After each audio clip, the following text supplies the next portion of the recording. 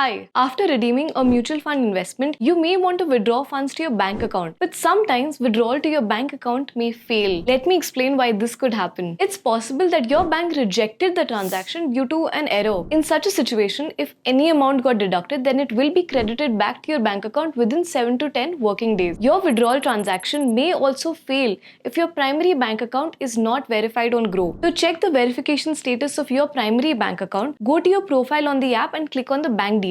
If you don't see a green tick mark and verified written against your bank account, it means that the verification is still pending. Another situation in which your withdrawal request may fail is if there is an IFSC mismatch while entering your primary bank account. So make sure to recheck the details you entered for your primary bank account before proceeding with withdrawal. Withdrawal to your bank account may fail in case you've already placed a redeem/sell order for your mutual fund investment and you're trying to place it again. Lastly, in case the redeem or sell amount is lower than the minimum redeem amount limit placed on your mutual fund scheme, then your withdrawal request will not go through. Note that when you're trying to redeem/sell any of your mutual fund investments, any outstanding charges will first be adjusted from your redeem amount. Whatever remains after this deduction will be credited to your bank account. I hope this was helpful. Bye. Mutual fund investments are subject to market risk. Read all scheme-related documents carefully before investing.